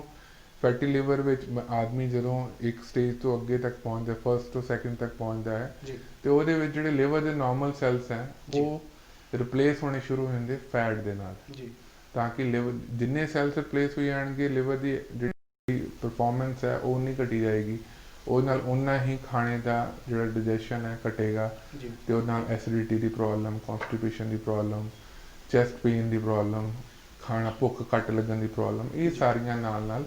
ਐਡ ਹੋਣੀਆਂ ਸ਼ੁਰੂ ਹੋ ਜਾਣਗੀਆਂ। ਜੀ ਜੀ ਡਾਕਟਰ ਸਾਹਿਬ ਗੱਲ ਕਰੀਏ ਤਾਂ MBBS, ਉਸ ਤੋਂ ਬਾਅਦ MD ਮੈਡੀਸਨ, ਤੇ ਇਹੋ ਜਿਹੀਆਂ ਵੱਖ-ਵੱਖ ਬਿਮਾਰੀਆਂ ਦੀ ਗੱਲ ਕਰੀਏ, ਬਲੱਡ ਪ੍ਰੈਸ਼ਰ, ਸ਼ੂਗਰ, ਦਿਲ ਦੀਆਂ ਬਿਮਾਰੀਆਂ, ਪੀਲੀਆ, ਦਮਾ, ਪੇਟ ਤੇ ਲਿਵਰ ਦੀਆਂ ਬਿਮਾਰੀਆਂ, TB, ਕਿਡਨੀ ਦੀਆਂ ਬਿਮਾਰੀਆਂ, ਦਿਮਾਗੀ ਰੋਗ, ਜੋੜਾਂ ਦੀਆਂ ਬਿਮਾਰੀਆਂ, ਛਾਤੀ ਰੋਗ, ਥਾਇਰਾਇਡ, ਇਹੋ ਜਿਹੇ ਰੋਗ, ਵੱਖ-ਵੱਖ ਰੋਗਾਂ, ਇਸ ਤੋਂ ਇਲਾਵਾ ਜੋ ਦੰਦਾਂ ਦੀਆਂ ਵੱਖ-ਵੱਖ ਬਿਮਾਰੀਆਂ, ਇਹੋ ਜਿਹੇ ਰੋਗ ਇਸ ਦਸ਼ਮੇਸ਼ ਹੈਲਥ ਕੇਅਰ ਜੋ ਹਸਪੀਟਲ ਹੈ ਉਹਦੇ ਵਿੱਚ ਡਾਕਟਰ ਸਾਹਿਬ ਵੱਲੋਂ ਪ੍ਰੋਵਾਈਡ ਕੀਤੀਆਂ ਜਾਂਦੀਆਂ। ਡਾਕਟਰ ਸਾਹਿਬ ਪਰਫਾਰਮੈਂਸ ਹੈ ਉਹ ਨਹੀਂ ਘਟੀ ਜਾਏਗੀ, ਉਹਦੇ ਨਾਲ ਉਨਾ ਹੀ ਖਾਣੇ ਦਾ ਜਿਹੜਾ ਡਾਈਜੈਸ਼ਨ ਹੈ ਘਟੇਗਾ, ਜੀ ਤੇ ਉਹਦੇ ਨਾਲ ਐਸਿਡਿਟੀ ਦੀ ਪ੍ਰੋਬਲਮ, ਕੌਨਸਟੀਪੇਸ਼ਨ ਦੀ ਪ੍ਰੋਬਲਮ, ਚੈਸਟ ਪੇਨ ਦੀ ਪ੍ਰੋਬਲਮ, ਖਾਣਾ ਭੁੱਖ ਘੱਟ ਲੱਗਣ ਦੀ ਪ੍ਰੋਬਲਮ, ਇਹ ਸਾਰੀਆਂ ਨਾਲ ਐਡ ਹੋਣੀਆਂ ਸ਼ੁਰੂ ਹੋ ਜਾਣਗੀਆਂ। ਜੀ ਜੀ ਡਾਕਟਰ ਸਾਹਿਬ ਗੱਲ ਕਰੀਏ ਤਾਂ MBBS, ਉਸ ਤੋਂ ਬਾਅਦ MD ਮੈਡੀਸਨ, ਤੇ ਇਹੋ ਜਿਹੀਆਂ ਵੱਖ-ਵੱਖ ਬਿਮਾਰੀਆਂ ਦੀ ਗੱਲ ਕਰੀਏ, ਬਲੱਡ ਪ੍ਰੈਸ਼ਰ, ਸ਼ੂਗਰ, ਦਿਲ ਦੀਆਂ ਬਿਮਾਰੀਆਂ, ਪੀਲੀਆ, ਦਮਾ, ਪੇਟ ਤੇ ਲਿਵਰ ਦੀਆਂ ਬਿਮਾਰੀਆਂ, TB, ਕਿਡਨੀ ਦੀਆਂ ਬਿਮਾਰੀਆਂ, ਦਿਮਾਗੀ ਰੋਗ, ਜੋੜਾਂ ਦੀਆਂ ਬਿਮਾਰੀਆਂ, ਛਾਤੀ ਰੋਗ, ਥਾਇਰਾਇਡ, ਇਹੋ ਜਿਹੇ ਰੋਗ, ਵੱਖ-ਵੱਖ ਰੋਗਾਂ, ਇਸ ਤੋਂ ਇਲਾਵਾ ਜੋ ਦੰਦਾਂ ਦੀਆਂ ਵੱਖ-ਵੱਖ ਬਿਮਾਰੀਆਂ, ਇਹੋ ਜਿਹੇ ਰੋਗ ਇਸ ਦਸ਼ਮੇਸ਼ ਹੈਲਥ ਕੇਅਰ ਜੋ ਹਸਪੀਟਲ ਹੈ ਉਹਦੇ ਵਿੱਚ ਡਾਕਟਰ ਸਾਹਿਬ ਵੱਲੋਂ ਪ੍ਰੋਵਾਈਡ ਕੀਤੀਆਂ ਜਾਂਦੀਆਂ। ਡਾਕਟਰ ਸਾਹਿਬ ਇਹਨਾਂ MBBS ਔਰ MD ਮੈਡੀਸਨ ਤੋਂ ਇਲਾਵਾ ਕਿਸ ਤਰ੍ਹਾਂ ਦਾ ਐਕਸਪੀਰੀਅੰਸ ਰਿਹਾ ਜ਼ਿੰਦਗੀ ਦਾ, ਇੱਕ ਹੋਰ ਕਿਆ ਤਜਰਬੇ ਰਹੇ ਜ਼ਿੰਦਗੀ ਦੇ ਜੀ? ਦੇਖੋ, ਜਦੋਂ ਕਾਲਜ ਤੋਂ ਤੁਸੀਂ ਬਾਹਰ ਨਿਕਲਦੇ ਹੋ ਤੇ ਇੱਕ ਕਿਤਾਬੀ ਲਾਈਫ ਤੋਂ ਬਾਅਦ ਇੱਕ ਪ੍ਰੈਕਟੀਕਲ ਵਿੱਚ ਤੁਸੀਂ ਬਹੁਤ ਸਾਰੀ ਚੀਜ਼ਾਂ ਇਹ ਤੁਹਾਨੂੰ ਡੇ ਬਾਈ ਡੇ ਸਿੱਖਣ ਨੂੰ ਮਿਲਦੀਆਂ। ਮੈਡੀਸਨ ਬ੍ਰਾਂਚ ਇੱਕ ਇੱਦਾਂ ਡਾਇਨਾਮਿਕ ਬ੍ਰਾਂਚ ਹੈ ਕਿ ਤੁਹਾਨੂੰ ਰੋਜ਼ ਇੱਕ ਨਵੀਂ ਚੀਜ਼, ਚਾਹੇ ਉਹ ਤੁਸੀਂ ਆਪਣੀ ਕਿਤਾਬਾਂ ਤੋਂ ਪੜ੍ਹਦੇ ਹੋ ਜਾਂ ਕੋਈ ਹੋਰ ਸ਼ਾਰਟ ਕੋਰਸਿਸ ਜਿਨ੍ਹਾਂ ਨਾਲ ਤੁਸੀਂ ਆਪਣਾ ਉਸ ਏਰੀਆ, ਚਾਹੇ ਉਹ ਕਾਰਡੀਓਲੋਜੀ ਹੈ, ਕਾਰਡੀਓਲੋਜੀ ਵਿੱਚ ਮੈਂ ਆਪਣੀ MD ਤੋਂ ਬਾਅਦ ਜਦੋਂ ਪ੍ਰੈਕਟਿਸ ਵਿੱਚ ਆਇਆ ਤੇ ਨਾਲ ਮੈਂ 1 ਸਾਲ ਦਾ ਇਹਦੇ ਵਿੱਚ diploma, post graduate diploma course royal college of physician London ਤੋਂ ਉਹ ਕੀਤਾ, ਤਾਂ ਕਿ ਕਾਰਡੀਓਲੋਜੀ ਵਿੱਚ ਅੱਗੇ ਜਿਹੜਾ ਨਾਨ ਇੰਟਰਵੈਂਸ਼ਨਲ ਕਾਰਡੀਓਲੋਜੀ ਹੈ ਕਿ ਅਸੀਂ ਬੰਦੇ ਨੂੰ ਮੈਡੀਸਨ ਦੇ ਨਾਲ ਹੀ ਜਦ ਤੱਕ ਉਹਨੂੰ ਕਰ ਸਕਦੇ ਹਾਂ, ਹੋਰ ਕਿਹੜੀ ਸੁਵਿਧਾਵਾਂ ਨਾਲ ਪੇਸ਼ੈਂਟ ਨੂੰ ਠੀਕ ਕਰ ਸਕਦੇ ਹਾਂ, ਉਹਦੇ ਲਈ ਅਸੀਂ ਇਹਦੇ ਵਿੱਚ ਮੈਂ 1 ਸਾਲ ਦੌਰਾਨ ਸਟੱਡੀ ਕਰਕੇ ਹੋਰ ਜ਼ਿਆਦਾ ਇਹਨੂੰ ਚੀਜ਼ਾਂ ਬਾਰੇ ਪਤਾ ਕਰਨ ਦੀ ਕਿ ਹੋਰ ਕਿਸ ਤਰ੍ਹਾਂ ਹੀ ਪੇਸ਼ੈਂਟ ਨਾਲ ਜ਼ਿਆਦਾ ਫਾਇਦਾ ਕਰ ਸਕਦੇ ਹਾਂ, ਜਾਂ ਪੇਸ਼ੈਂਟ ਨੂੰ ਆਪਣੇ ਤੋਂ ਟਰਸ਼ਰੀ ਸੈਂਟਰ ਤੱਕ ਜਾਣ ਲਈ ਜਿੱਥੇ ਉਹਦੀ ਐਂਜੀਓਗ੍ਰਾਫੀ ਜਾਂ ਬਾਈਪਾਸ ਹੋ ਸਕਦੇ, ਉਸ ਟਾਈਮ ਦੇ ਵਿੱਚ ਹੀ ਪੇਸ਼ੈਂਟ ਨੂੰ ਕਿਸ ਤਰ੍ਹਾਂ ਉਹਨੂੰ ਵਧੀਆ ਤਰ੍ਹਾਂ ਡੀਲ ਕਰੀਏ ਤਾਂ ਕਿ ਪੇਸ਼ੈਂਟ ਦੀ ਜਿਹੜੀ ਮੋਰਟੈਲਿਟੀ ਰੇਟ ਹੈ ਉਹ ਘੱਟ ਹੋਏ। ਤੇ ਇਸ ਲਈ ਮੈਂ 1 ਸਾਲ ਦਾ ਉਹ ਕੀਤਾ। ਉਸ ਤੋਂ ਬਾਅਦ ਮੈਂ ਆਪਣੀ ਪ੍ਰੈਕਟਿਸ ਨਾਲ ਨਾਲ ਕਰਦਾ ਰਿਹਾ। ਉਸ ਤੋਂ ਬਾਅਦ ਮੈਂ ਐਂਡੋਕ੍ਰਿਨੋਲੋਜੀ ਤੇ ਰੀਨਲ, ਜਿਹਦੇ ਵਿੱਚ ਐਂਡੋਕ੍ਰਿਨੋਲੋਜੀ ਸਭ ਤੋਂ ਜ਼ਿਆਦਾ, ਤੁਸੀਂ ਜਿਵੇਂ ਪਹਿਲਾਂ ਪੁੱਛਿਆ ਥਾਇਰੋਇਡ ਦਾ ਤੇ ਰੀਨਲ ਕਿਡਨੀ ਦਾ, ਉਹ ਵੀ ਮੈਂ 1 ਸਾਲ ਦਾ ਉਸ ਤੋਂ ਬਾਅਦ ਸੇਮ ਉੱਥੋਂ royal college of physician London ਤੋਂ ਉਹਦੇ ਵਿੱਚ ਕੀਤਾ। ਬਾਕੀ ਮੈਡੀਸਨ ਬ੍ਰਾਂਚ ਇੱਦਾਂ ਦੀ ਤੁਸੀਂ ਕਦੇ ਵੀ ਇਹ ਨਹੀਂ ਕਹਿ ਸਕਦੇ ਕਿ I have achieved the full momentum. ਜਦੋਂ ਵੀ ਤੁਸੀਂ ਕਿਤਾਬ ਖੋਲੋਗੇ, ਜਦੋਂ ਵੀ ਉਹਦੇ ਬਾਰੇ ਪੜ੍ਹੋਗੇ, ਜਦੋਂ ਵੀ ਉਹਦੇ ਬਾਰੇ ਡਿਸਕਸ ਕਰੋਗੇ, ਤੁਹਾਨੂੰ ਇਹੋ ਜਿਹੀਆਂ ਚੀਜ਼ਾਂ ਜਿਹੜੀਆਂ ਤੁਸੀਂ ਪਹਿਲਾਂ ਚਾਹੇ ਪੜ੍ਹੀਆਂ ਹੋਣ, ਪਰ ਜਿਵੇਂ ਜਿਵੇਂ ਤੁਸੀਂ ਉਹਨੂੰ ਕਰਦੇ ਹੋ ਉਹਦੇ ਵਿੱਚ ਇਵੋਲਵ ਹੋਣਾ ਬਹੁਤ ਜ਼ਰੂਰੀ ਹੁੰਦਾ। ਇਸ ਤੋਂ ਤੁਸੀਂ ਦੇਖੀਏ ਤਾਂ ਬਾਹਰਲੇ ਜੋ ਫੋਰਨ ਦੇ ਵਿੱਚ ਵੀ ਤੁਹਾਡੀ ਜੋ ਐਜੂਕੇਸ਼ਨ ਹੋਈ ਆ, ਔਰ ਇੱਥੇ ਦੇ ਜਿਹੋ ਜਿਹਾ ਮਾਹੌਲ ਹੈ ਸਾਡੇ ਇੰਡੀਆ ਦਾ, ਪੰਜਾਬ ਦੀ ਗੱਲ ਕਰੀਏ ਔਰ ਫੋਰਨ ਦਾ, ਕਿਸ ਤਰ੍ਹਾਂ ਦਾ ਡਿਫਰੈਂਸ ਜੋ ਮੈਡੀਕਲ ਲਾਈਨ ਦੇ ਵਿੱਚ ਕਿਸ ਤਰ੍ਹਾਂ ਦਾ ਡਿਫਰੈਂਸ ਦੇਖਣ ਨੂੰ ਮਿਲਿਆ ਜੀ? ਦੇਖੋ, ਉੱਥੇ ਜ਼ਿਆਦਾ ਪ੍ਰੈਕਟੀਕੈਲਿਟੀ ਨੂੰ ਪ੍ਰੈਫਰੈਂਸ ਦਿੱਤੀ ਜਾਂਦੀ ਹੈ, ਤਾਂ ਹੀ ਜਿਹੜੇ ਉੱਥੋਂ ਦੇ ਲੈਕਚਰਸ ਹੈ ਜਾਂ ਉੱਥੋਂ ਦੀਆਂ ਜਿਹੜੀਆਂ ਸਟੱਡੀਜ਼ ਹੈ ਉਹ ਜ਼ਿਆਦਾ ਪ੍ਰੈਕਟੀਕੈਲਿਟੀ ਵਾਲੇ ਪਾਸੇ ਹੁੰਦੀਆਂ ਹੈ। ਸਰਵੇਸ ਹੈ ਉਹ ਜ਼ਿਆਦਾ ਪ੍ਰੈਕਟੀਕੈਲਿਟੀ ਵਾਲੇ, ਕਿ ਕਿਹੜੀਆਂ ਬਿਮਾਰੀਆਂ ਨੂੰ ਅਸੀਂ ਬਹੁਤ ਥੋੜ੍ਹੀ ਚੇਂਜਿਸ ਕਰਕੇ ਜਾਂ ਕਿਹੜੀਆਂ ਚੀਜ਼ਾਂ ਜਿਹੜੀਆਂ ਨੂੰ ਆਪਾਂ ਆਪਣੀ ਪ੍ਰੈਕਟਿਸ 'ਚੋਂ ਕੱਢ ਕੇ ਤੇ ਪੇਸ਼ੈਂਟ ਨੂੰ ਜ਼ਿਆਦਾ ਫਾਇਦਾ ਦੇ ਸਕਦੇ ਹਾਂ, ਉਹ ਸਾਰੀ ਚੀਜ਼ਾਂ ਵੱਲ ਉਹਦੀ ਹੁੰਦੀ ਹੈ। ਇਸੇ ਕਰਕੇ ਹੀ ਤੁਸੀਂ ਜਦ ਤੱਕ ਵੀ ਜਿੰਨਾ ਮਰਜ਼ੀ ਉਹਨੂੰ ਤੁਸੀਂ ਪੜ੍ਹਦੇ ਰਹੋ, ਜਦ ਤੱਕ ਤੁਸੀਂ ਪ੍ਰੈਕਟੀਕਲੀ ਉਸ ਚੀਜ਼ ਵੱਲ ਨਹੀਂ ਜਾਂਦੇ, ਉਸ ਚੀਜ਼ ਨੂੰ ਪ੍ਰੈਕਟੀਕਲੀ ਨਹੀਂ ਦੇਖਦੇ, ਉਦੋਂ ਤੱਕ ਤੁਹਾਨੂੰ ਉਸ ਚੀਜ਼ ਬਾਰੇ ਪਤਾ ਨਹੀਂ ਲੱਗਦਾ ਜਾਂ ਉਹ ਚੀਜ਼ ਤੁਹਾਡੇ ਦਿਮਾਗ ਵਿੱਚ ਨਹੀਂ ਰਹਿੰਦੀ, ਕਿਉਂਕਿ ਤੁਸੀਂ ਉਹਨੂੰ ਪ੍ਰੈਕਟੀਕਲੀ ਬਾਰ-ਬਾਰ ਨਹੀਂ ਕਰਦੇ। ਉੱਧਰ ਜ਼ਿਆਦਾ practical knowledge, bedside learning, ਇਸ ਚੀਜ਼ ਨੂੰ ਜ਼ਿਆਦਾ ਪ੍ਰੈਫਰੈਂਸ ਦਿੱਤਾ ਜਾਂਦਾ ਹੈ। ਭਾਵੇਂ ਕਿ ਸਾਡੀ ਜਿਹੜੀ ਸਟੱਡੀ ਹੈ ਉਹ ਜ਼ਿਆਦਾ ਐਕਸਪੈਂਸਿਵ ਹੈ as compare to them, but ਥੋੜਾ ਜਿਹਾ ਇਹ ਡਿਫਰੈਂਸ ਹੈ। ਹੁਣ ਸਭ ਗੱਲ ਕਰੀਏ ਕਾਰਡੀਓਲੋਜੀ ਦੀ, ਗੱਲ ਕੀਤੀ ਤੁਸੀਂ। ਕਾਰਡੀਓਲੋਜੀ ਦੇ ਜੋ ਸਮੱਸਿਆ ਹੈ, ਇਹ ਸਮੱਸਿਆ ਦੇ ਜੋ ਜ਼ਿਲ੍ਹੇ ਰੋਪੜ ਦੀ ਗੱਲ ਕਰੀਏ ਤਾਂ ਰੋਪੜ ਤੋਂ ਇਲਾਵਾ ਜੋ ਨਜ਼ਦੀਕ ਦੇ ਜੋ ਖੇਤਰ ਹੈ, ਨਜ਼ਦੀਕ ਦੇ ਜ਼ਿਲ੍ਹੇ ਸਾਡੇ ਨਾਲ ਦੇ ਖੇਤਰਾਂ ਵਿੱਚ ਪੈਂਦੇ, ਜਿਨ੍ਹਾਂ ਵਿੱਚ ਕਾਰਡੀਓਲੋਜੀ ਦੀ ਜੋ ਇਹ ਟਰੀਟਮੈਂਟ ਹੈ, ਬਹੁਤ ਘੱਟ ਇਸ ਚੀਜ਼ ਦੀ ਟਰੀਟਮੈਂਟ ਹੈ ਸਾਡੇ ਇਸ ਖੇਤਰ ਦੇ ਵਿੱਚ। ਜ਼ਿਆਦਾਤਰ ਲੋਕਾਂ ਨੂੰ, ਜੋ ਮਰੀਜ਼ਾਂ ਨੂੰ, ਜੋ PGI ਦੇ ਵਿੱਚ ਹੀ ਜਾਣਾ ਪੈਂਦਾ ਹੈ। ਤੇ ਇਸ ਦਾ ਤੁਸੀਂ ਜੋ ਇਹ ਫੈਸਿਲਿਟੀ ਉਪਲਬਧ ਕਰਵਾਈ ਹੈ ਜੇ ਮਰੀਜ਼ਾਂ ਨੂੰ, ਕਿਸ ਤਰ੍ਹਾਂ ਦਾ ਲੱਗਦਾ ਹੈ? ਨਹੀਂ, ਵਧੀਆ ਲੱਗਦਾ ਹੈ ਜੀ। ਤੁਸੀਂ ਕਿਸੇ ਨਾ ਕਿਸੇ ਦੀ ਮਦਦ ਕਰ ਸਕਦੇ ਹੋ, ਕਿਸੇ ਦੀ ਵੀ ਜਾਨ ਬਚਾਉਂਦੇ ਹੋ, ਤੇ ਉਹ ਬੰਦਾ ਇਸ ਲਈ ਬਹੁਤ ਥੈਂਕਫੁਲ ਹੁੰਦਾ ਹੈ। ਤੁਹਾਨੂੰ ਲੱਗਦਾ ਹੈ ਕਿ ਜੇ ਅਸੀਂ ਇਹਦੇ ਲਈ ਮਿਹਨਤ ਕੀਤੀ ਹੈ, ਇਹਦੇ ਬਾਰੇ ਪੜ੍ਹਿਆ ਹੈ, ਇਹਦੇ ਬਾਰੇ ਆਪਣੇ ਜੀਵਨ ਦਾ ਸਮਾਂ ਦਿੱਤਾ ਹੈ, ਤੇ ਉਸ ਨਾਲ ਕਿਸੇ ਤੁਸੀਂ ਜਾਨ ਬਚਾਤੇ, ਇਸ ਤੋਂ ਜ਼ਿਆਦਾ ਵਧੀਆ ਫੀਲਿੰਗ ਮੈਨੂੰ ਨਹੀਂ ਲੱਗਦਾ ਤੁਹਾਨੂੰ ਕੋਈ। This is the best thing you get out of our profession when you save a life. Doctor ਸਾਹਿਬ, ਆਖਰੀ ਸਵਾਲ ਤੁਹਾਡੇ ਲਈ ਕਿ ਅੱਜ ਤੱਕ ਦਾ ਤੁਹਾਡਾ ਜੋ ਤਜਰਬਾ ਰਿਹਾ, ਜੋ ਜ਼ਿੰਦਗੀ ਦਾ ਤਜਰਬਾ ਰਿਹਾ, ਕੋਈ ਐਸਾ ਸਕੂਨ ਦਾ ਪਲ ਜਦੋਂ ਕਿਸੇ ਮਰੀਜ਼ ਦੀ, ਕੋਈ ਐਸੇ ਮਰੀਜ਼ ਦਾ ਕੋਈ ਵਾਰਤਾ ਹੋਏ ਜਿਸ ਦੀ ਜਾਨ ਬਚਾ ਕੇ, ਜਿਸ ਦੀ ਹੈਲਪ ਕਰਕੇ ਤੁਹਾਨੂੰ ਇੱਕ ਅਸੀਮ ਸਕੂਨ ਦੀ ਜੋ ਪ੍ਰਾਪਤੀ ਹੋਈ ਆ, ਸਾਡੇ ਦਰਸ਼ਕਾਂ ਨਾਲ ਜ਼ਰੂਰ ਸਾਂਝਾ ਕਰੋ ਜੀ। ਬਹੁਤ ਸਾਰੇ ਇਸ ਤਰ੍ਹਾਂ ਦੇ, ਖਾਸ ਕਰਕੇ ਜਦੋਂ ਟ੍ਰੇਨਿੰਗ ਟਾਈਮ ਤੇ ਸੀ ਉਸ ਟਾਈਮ ਤੇ ਬਹੁਤ ਇੱਦਾਂ ਦੇ ਵਾਕਿਆ ਸੀ ਜਿਹਦੇ ਵਿੱਚ ਪੇਸ਼ੈਂਟ ਨੂੰ, ਭਾਵੇਂ ਕਿ ਅਸੀਂ ਉਹਨੂੰ ਦੇਖਿਆ ਜਾਏ ਤਾਂ ਇੱਕ ਬਹੁਤ ਛੋਟੀ ਚੀਜ਼ ਕੀਤੀ ਗਈ, ਬਟ ਪੇਸ਼ੈਂਟ ਲਈ ਉਹ ਇੱਕ ਬਹੁਤ ਲੰਮੇ ਟਾਈਮ ਤੱਕ ਰਿਹਾ ਗਿਆ। ਜਿਵੇਂ ਇੱਕ ਕੇਸ ਯਾਦ, ਜਿੱਦਾਂ ਇੱਕ ਬਜ਼ੁਰਗ ਸੀ, ਹੀ ਵਾਜ਼ ਆਲਮੋਸਟ ਡੈਡ, ਤੋ ਹੈਡ ਇਟ ਬੀਨ ਕਿ 15 ਤੋਂ 20 ਮਿੰਟ ਦਾ ਜੇ ਗੈਪ ਰਹਿ ਜਾਂਦਾ ਤੇ ਉਹ ਬੰਦੇ ਨੇ ਨਹੀਂ ਜ਼ਿੰਦਾ ਰਹਿਣਾ ਸੀ। ਤੋ ਚਾਹੇ ਕਿ ਅਸੀਂ ਉਹਨੂੰ ਇੱਕ ਡੇਲੀ ਪ੍ਰੋਸੀਜਰ ਮੰਨਿਆ ਜਾਂਦਾ ਹੈ ਕਿ ਉਹਦੇ ਵਿੱਚ ਪੇਸ਼ੈਂਟ ਆਇਆ ਹੈ, ਉਹਦੀ ECG ਵਿੱਚ ਥੋੜ੍ਹੀ ਜਿਹੀ ਖਰਾਬੀ ਹੈ ਜਾਂ ਉਹਦੀ ਪਲਸ ਦੀ ਪ੍ਰੋਬਲਮ ਸੀ,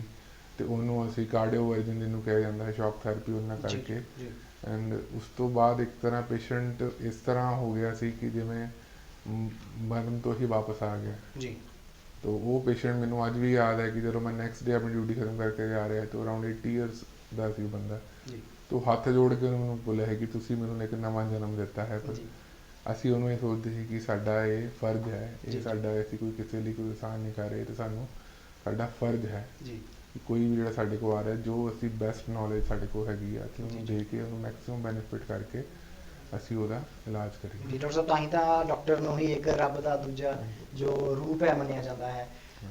ਪਿਆਰੇ ਪੰਜਾਬੀ ਸਰੋਤਿਓ, ਜੋ ਅੱਜ ਦਾ ਇਹ ਜੋ ਪ੍ਰੋਗਰਾਮ ਹੋਇਆ, ਬਹੁਤ ਸਾਰੇ ਬਿਮਾਰੀਆਂ, ਬਹੁਤ ਸਾਰੀਆਂ ਸਮੱਸਿਆਵਾਂ ਨੂੰ ਲੈ ਕੇ ਅੱਜ ਡਾਕਟਰ ਸਾਹਿਬ, ਡਾਕਟਰ ਸਿਮਰਦੀਪ ਸਿੰਘ ਜੀ ਨੇ ਤੁਹਾਡੇ ਦੇ ਨਾਲ ਬਹੁਤ ਸਾਰੀਆਂ ਜੋ ਉਪਯੋਗੀ, ਜੋ ਤੁਹਾਡੀ ਜ਼ਿੰਦਗੀ ਦੇ, ਤੁਹਾਡੀ ਸਿਹਤ ਦੇ ਨਾਲ, ਤੰਦਰੁਸਤੀ ਨਾਲ, ਕਿਹਾ ਜਾਂਦਾ ਹੈ ਕਿ ਤੰਦਰੁਸਤ ਸਰੀਰ ਵਿੱਚ ਹੀ ਤੰਦਰੁਸਤ ਮਨ ਦਾ ਵਾਸ ਹੁੰਦਾ ਹੈ, ਉਹਨਾਂ ਉਸ ਤੰਦਰੁਸਤ ਸਰੀਰ ਨੂੰ ਇਸ ਇੱਕ ਨਿਰੋਗੀ ਕਾਇਆ ਨੂੰ ਪ੍ਰਫੁੱਲਤ ਕਰਨ ਦੇ ਲਈ ਜੋ ਅੱਜ ਡਾਕਟਰ ਸਾਹਿਬ ਨੇ ਤੁਹਾਡੇ ਨਾਲ ਗੱਲਾਂ ਸਾਂਝੀਆਂ ਕੀਤੀਆਂ ਹਨ, ਤੁਹਾਡੇ ਆਸ ਕਰਦੇ ਹਾਂ ਤੁਹਾਨੂੰ ਇਹ ਜੋ ਗੱਲਾਂ, ਜੋ ਸੁਝਾਅ ਹੈ, ਜੋ ਤੁਹਾਡੇ ਨਾਲ ਗੱਲਾਂ ਸਾਂਝੀਆਂ ਕੀਤੀਆਂ ਹਨ, ਬਹੁਤ ਹੀ ਤੁਹਾਡੇ ਜ਼ਿੰਦਗੀ ਦੇ ਲਈ, ਤੁਹਾਡੇ ਸੁਖੀ ਜੀਵਨ ਦੇ ਲਈ, ਇੱਕ ਨਿਰੋਗੀ ਜੀਵਨ ਦੇ ਲਈ ਸਹੀ ਲਾਹੇਵੰਦ ਸਾਬਿਤ ਹੋਣਗੀਆਂ। ਆਸ ਕਰਦੇ ਹਾਂ ਕਿ ਤੁਹਾਨੂੰ ਉਸ ਤੋਂ ਪਹਿਲਾਂ ਅਸੀਂ ਡਾਕਟਰ ਸਾਹਿਬ ਦਾ ਧੰਨਵਾਦ ਕਰਾਂਗੇ। ਡਾਕਟਰ ਸਾਹਿਬ ਬਹੁਤ ਬਹੁਤ ਧੰਨਵਾਦ ਤੁਹਾਡਾ ਸਾਡੇ ਇਸ ਅੱਜ ਦੇ ਪ੍ਰੋਗਰਾਮ ਤੇ ਸਾਡੇ ਦਰਸ਼ਕਾਂ ਨੂੰ ਬਹੁਤ ਉਪਯੋਗੀ ਗੱਲਾਂ, ਬਹੁਤ ਉਪਯੋਗੀ ਸੁਝਾਅ ਦੇਣ ਦੇ ਲਈ। ਦੋਸਤੋ, ਆਸ ਕਰਦੇ ਹਾਂ ਸਾਡਾ ਅੱਜ ਦਾ ਇਹ ਵਿਸ਼ਾ ਜੋ ਭਰਪੂਰ ਜਾਣਕਾਰੀ ਨਾਲ ਭਰਪੂਰ ਵਿਸ਼ਾ ਸੀ, ਆਸ ਕਰਦੇ ਹਾਂ ਤੁਹਾਨੂੰ ਜ਼ਰੂਰ ਪਸੰਦ ਆਇਆ ਹੋਵੇਗਾ। ਅਗਲੀ ਵਾਰ ਇੱਕ ਨਵੀਂ ਸ਼ਖਸੀਅਤ ਨੂੰ, ਨਵੇਂ ਵਿਸ਼ੇ ਨੂੰ ਲੈ ਕੇ ਤੁਹਾਡੇ ਅੱਗੇ ਜਲਦ ਤੋਂ ਜਲਦ ਹਾਜ਼ਰ ਹੋਵਾਂਗੇ। ਤਦ ਤੱਕ ਦੇ ਲਈ ਆਪਣੇ ਦੋਸਤ ਪਰਮਵੀਰ ਨੂੰ ਦਿਓ ਇਜਾਜ਼ਤ। ਰੱਬ ਰੱਖਾ। ਧੰਨਵਾਦ।